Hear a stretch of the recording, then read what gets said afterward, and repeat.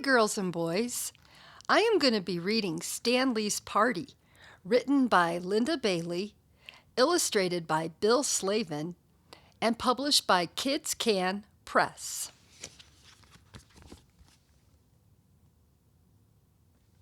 And Phil's going to be joining us today. Stanley knew he wasn't supposed to sit on the couch, but his people went out a lot, and they never came home before midnight. So one night, Stanley began to wonder what would happen if he sat on the couch while they were gone, just for a minute.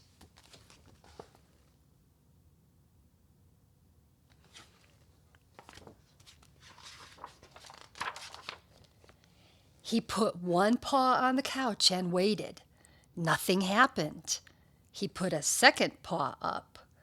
Slowly, Stanley dragged his whole huge body onto the couch. He sat there nervously listening. He waited for someone to yell, "Stanley, off the couch!" But no one said a thing. So Stanley lay down. The couch was more comfortable than he'd ever dreamed. Stanley stretched out his legs. He put his paws up on the cushions. He sprawled and squirmed and sniffed the leather trim. The couch was wonderful.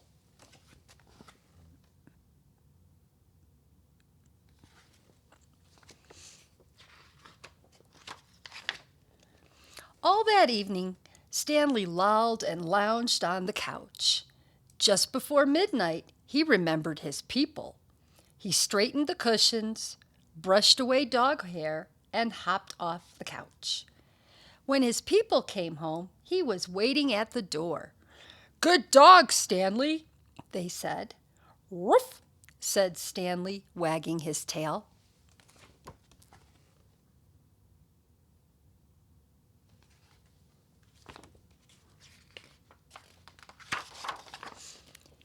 Stanley felt terribly clever. He was so pleased with himself that the next night he decided to try something new. He had noticed that when his people sat on the couch, they often listened to music. Stanley had seen how they got it. He pushed some buttons with his nose.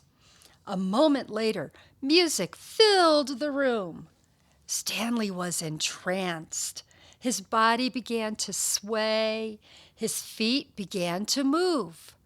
Soon Stanley was waltzing around the room.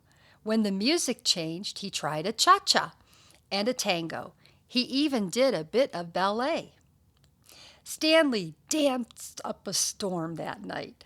He didn't stop until just before midnight. Then he turned off the music and tidied the couch. When his people came home, he was sitting on the living room floor. "Good dog, Stanley," they said. "Bark to bark, bark," said Stanley.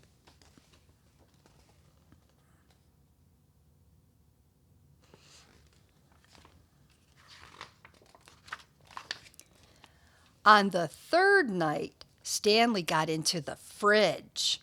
It wasn't hard. He just pushed his nose firmly into the rubber seal, and the door popped open. There was a lasagna in there that he'd been watching for days. It didn't last long. After it was gone, Stanley licked the plate clean and put it in the sink.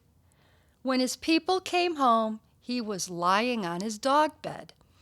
"Good dog, Stanley," they said. "Burp," said Stanley.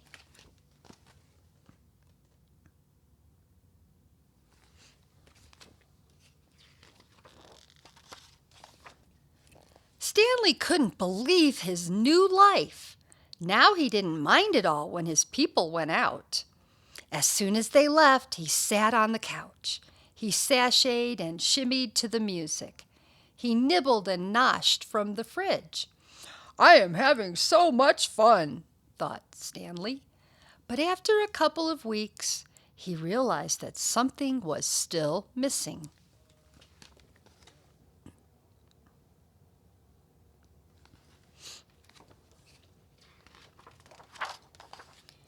And one day when Stanley's people took him to the dog park, he figured it out.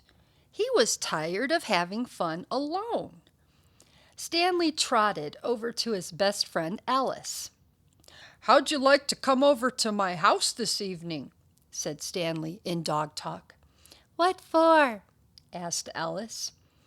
"We could sit around on the couch," said Stanley. "Put on some music, do a little dancing, maybe have a snack." "Sounds great," said Alice. "What sounds great?"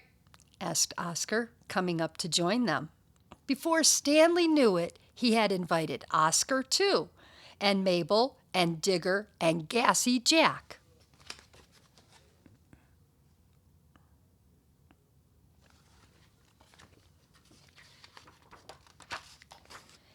He invited 2 more dogs on the way home, and all the dogs he invited talked to other dogs, and those dogs talked to other dogs, and those dogs talked to still other dogs.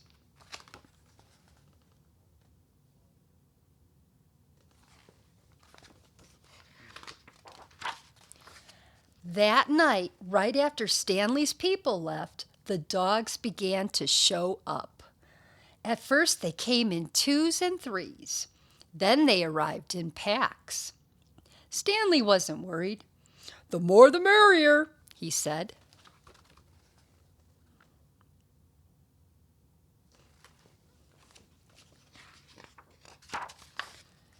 It wasn't long before the house was jammed with every kind of dog you can imagine.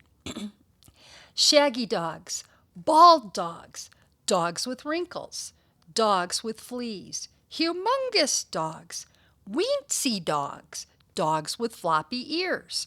They filled the rooms, they packed the stairs, they flowed out onto the porch and lawn. Drooling dogs, dainty dogs, dogs that needed a bath.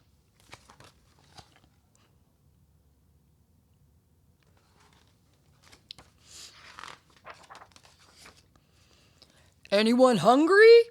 asked Stanley, popping the fridge door open. Dogs poured into the kitchen. "Help yourselves," said Stanley. Soon the fridge was bare.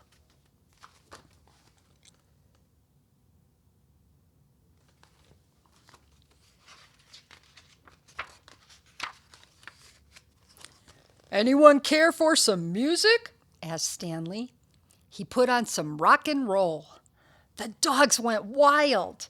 They stomped, they boogied, they bebopped and jived.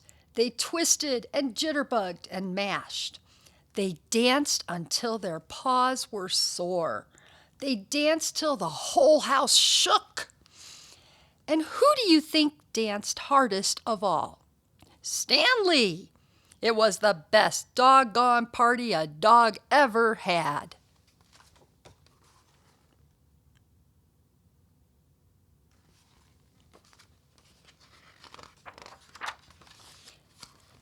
It was also the only night ever that Stanley's people came home early.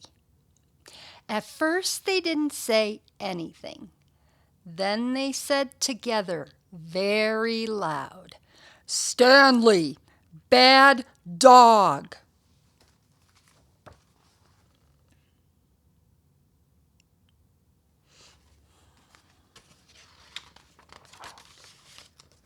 All the dogs except Stanley had to go home. Stanley helped his people clean up. It took 2 whole days.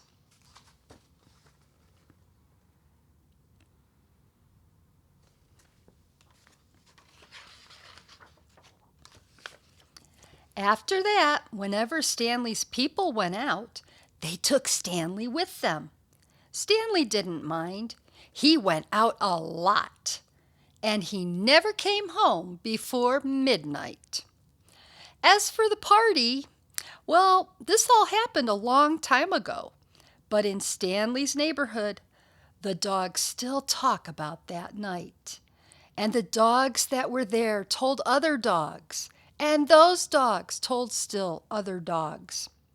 The story spread until dogs all over the country heard it, then dogs all over the world. And now, wherever dogs gather, from Turramurra to Timbuktu, they tell the story of Stanley's party. If you don't believe me, ask your dog.